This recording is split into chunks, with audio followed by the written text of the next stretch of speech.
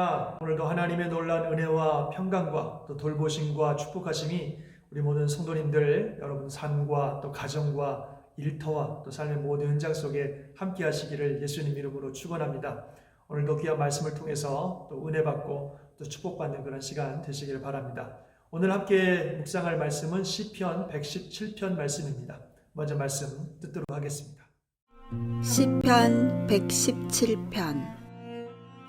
너희 모든 나라들아 여호와를 찬양하며 너희 모든 백성들아 그를 찬송할지어다.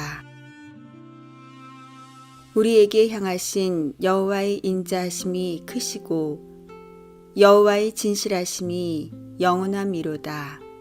할렐루야. 하루하루 업데이트하면서 이 내용도 업그레이드 되는 것 같아요. 귀한 말씀 감사합니다. 이 시편 117편은요, 성경에서 가장 짧은 장으로 알려져 있죠. 딱 2절밖에 없습니다.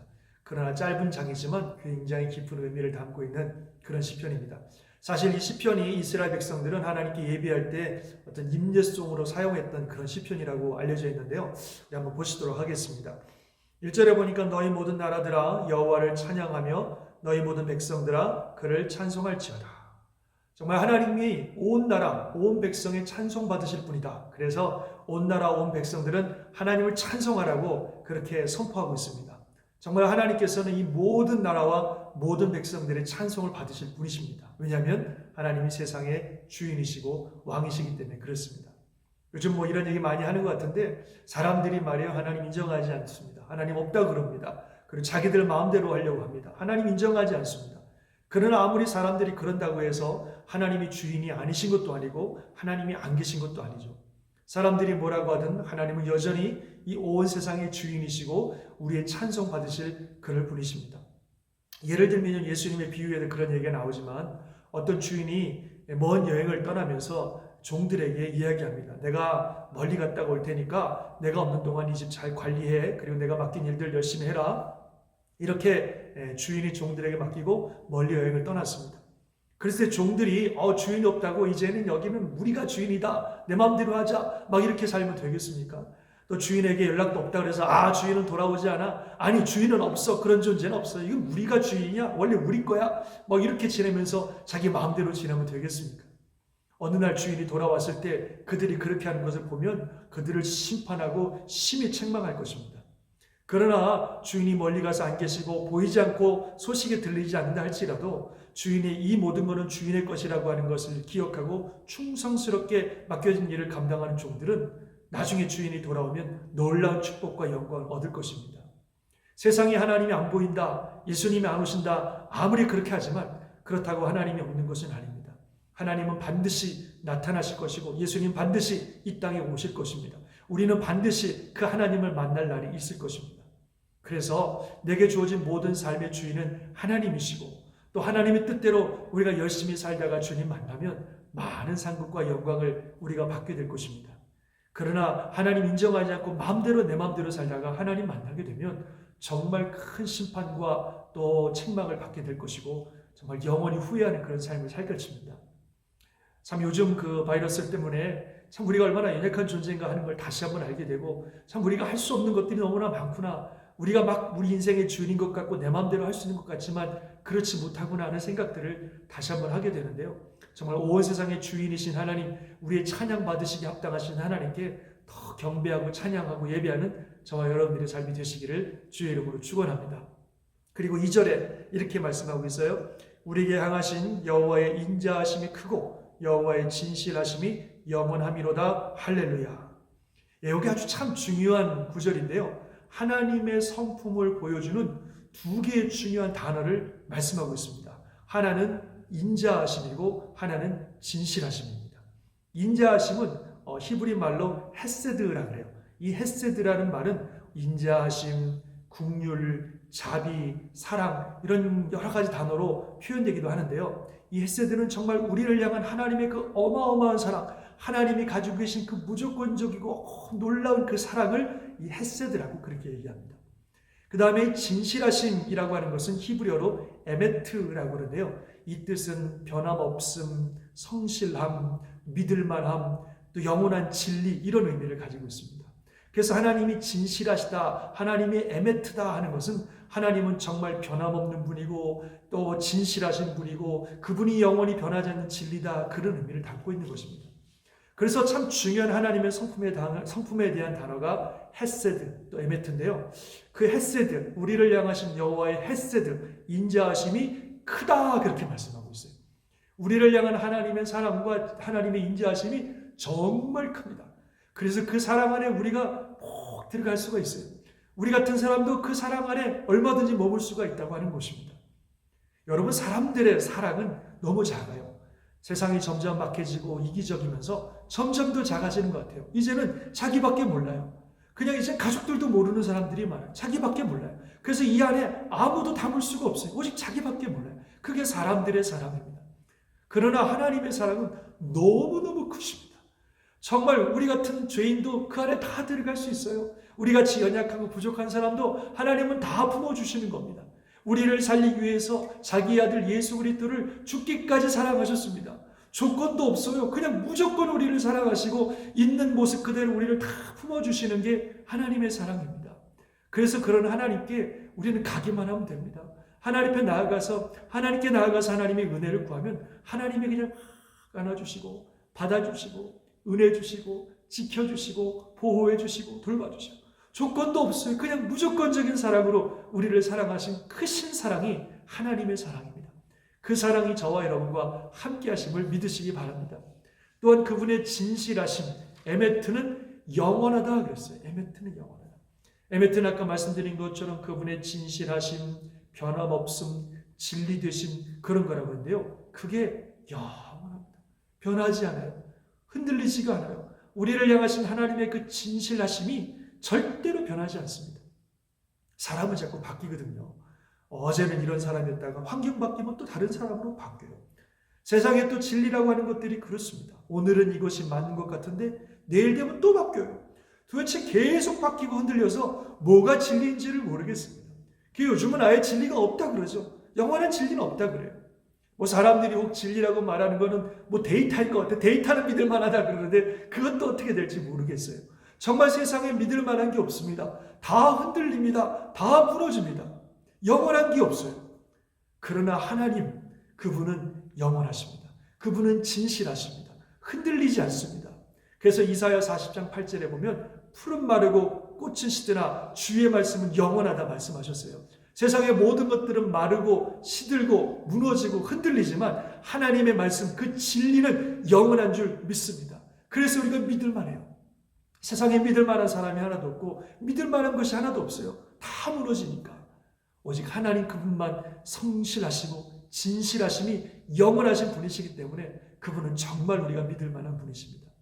요즘 시기에 정말 모든 것들이 흔들리고 모든 것들이 이기적이 돼가는 이런 시간에 정말 우리의 모든 것들을 사랑해 주시고 흔들리지 않고 우리를 붙들어 주시는 분은 우리 하나님밖에 없다는 사실을 이 시편은 얘기하고 있습니다. 아멘이십니까? 또 놀라운 사실이 하나 있는데요. 신약에 가면 참 귀한 말씀이 있습니다. 요한복음에 보면은 인간으로 오신 예수님에 대한 말씀이 나오는데 그 중에 유명한 1장 14절에 이렇게 되어 있어요. 말씀이 육신이 되어 우리 가운데 거하심에 우리가 그의 영광을 보니 아버지의 독생자의 영광이요 은혜와 진리가 충만하더라. 인간으로 오셨는데 인간이신데 제자들이 그분을 보니까 그분에게서 하나님의 영광, 하나님의 독생자의 영광이 보였다는 거예요. 그러면서 그분에게 은혜와 진리가 충만하다. 은혜가 바로 이 헤세드고요. 진리가 바로 에메트예요. 하나님의 성품이신 그 헤세드, 그 무한한 헤세드와 변함없는 그 에메트, 그 진리가 예수님에게서 보였다는 거죠. 즉 예수님은 이 땅에 오신 하나님이셨던 것입니다. 할렐루야. 참 얼마나 놀라운 말씀인지 모르겠습니다. 정말 하나님은 살아계시고 하나님은 역사하시고 정말 우리를 너무너무 사랑하시고 변함없으신 그런 주님이신 줄 믿습니다. 말씀드렸듯이 요즘 모든 게 다 흔들리고 있어요. 모든 게 다 무너지는 것 같아요. 정말 한 치 앞도 내다볼 수 없는, 아무것도 믿을 수 없는 그런 시대 속에 우리가 살아가고 있는데 그러나 변치 않는 진리가 있습니다.